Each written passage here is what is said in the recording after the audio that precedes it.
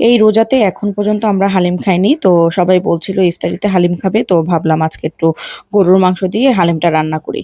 তো এখানে সব ধরনের গোটা মসলাগুলোই দিবেন। আজকে আমি সব ধরনের গোটা মসলা দিয়েছি তেলের মধ্যে। প্রায় ১ কাপ তেল ছিল এখানে। আর দিয়ে দিয়েছি প্রায় ১ কাপের মতোই মানে পেঁয়াজ হবে। আর আমি আগে পেঁয়াজের বেরেস্তাটা যেহেতু করা ছিল, তো আমি বেরেস্তাটা আর করিনি। তো পেঁয়াজটাকে একটু হালকা ভাজা হয়ে গেলে আমি এখানে আদা রসুন নিয়ে নিচ্ছি। তো আদা নিয়েছি ৩ চামচ, রসুন নিয়েছি ৩ চামচ, মরিচের গুঁড়ো ১ চামচ আর হলুদের গুঁড়ো দিয়েছি ২.৫ চামচ। ধনিয়া জিরার গুঁড়ো দিয়েছি ১.৫ চামচ করে। দিয়ে এখন খুব ভালো করে এটাকে কষিয়ে পানি দিয়ে দিচ্ছি। তো পানিটা দিয়ে ভালো করে কষাতে হবে কারণ মসলা যেহেতু একটু বেশি, ভালো করে কষিয়ে নিতে হবে। তো আমি হালিম মিক্স নিয়েছি ২ টা প্যাকেট কারণ হালিম একটু বেশি করে রান্না করছি। এখানে আমার ২ কেজি ছিল। এটা ছিল মাথার মাংস, গরুর মাংসের মাথার মাংস দিয়ে আমি হালিমটা রান্না করব। আর মাথার মাংস দিয়ে হালিম রান্না করলে হালিমটা খেতে বেশি ভালো লাগে। তো আমি হালিমটা রান্না করার জন্য মাথার মাংস নিয়ে নিয়েছি, ভালো করে ওয়াশ করে ওখান দিয়ে আমি কষাতে দিয়ে দিয়েছি। আর এদিক দিয়ে হালিম মিক্সটা তো একটু আগে থাকতেই ভিজিয়ে রাখতে হয়, প্রায় আধা ঘন্টার মতো আমি ভিজিয়ে রাখবো। তো চাল আর ডালটাকে আগে আমি ঢেলে একটু হালকা কুসুম গরম পানি দিয়ে এটাকে ভিজিয়ে রাখছি। আর মশলাটাকে আমি সেই মাংসের মধ্যে এখন ঢেলে দিব। তো আমি একটু গরম পানি দিয়ে ভিজিয়ে রাখছিলাম। তো এটা এদিক দিয়ে ভিজতে থাকুক, আমি এদিক দিয়ে মাংসটাকে কষিয়ে ফেলি।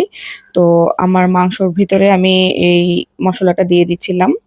আর হালিমের যাতে করে যে গন্ধটা, যে গ্রানটা আর কি, সেটা কিন্তু এই মসলাটাতেই পাওয়া যায়। তাই আমি ভাবছিলাম যে আগে মসলাটা কষিয়ে নিই আর এটার মধ্যেই মাংসটা দিয়ে দিই। পরে দিলেও হয় কিন্তু এইভাবে দিলে মাংসর মধ্যে প্রপারলি হালিমের যে গ্রানটা সেটা পাওয়া যাবে। তো আমি এখন মাংসটাকে নেড়েচেড়ে আবার ঢাকনা দিয়ে দিব।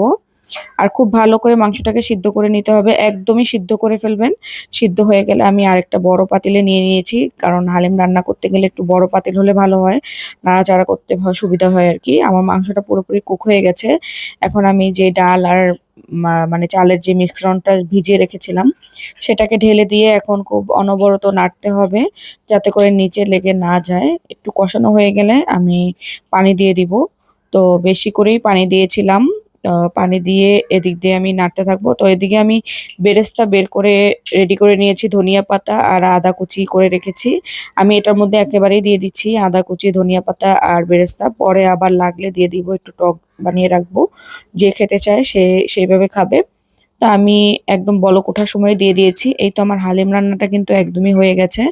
আর হালিম রান্নাটা মানে একটু পাতলা করে রেখেছি। কারণ একটু পরেই কিন্তু এটা জমে যাবে। তো কেমন লেগেছে সবাই কমেন্ট করে জানাবেন।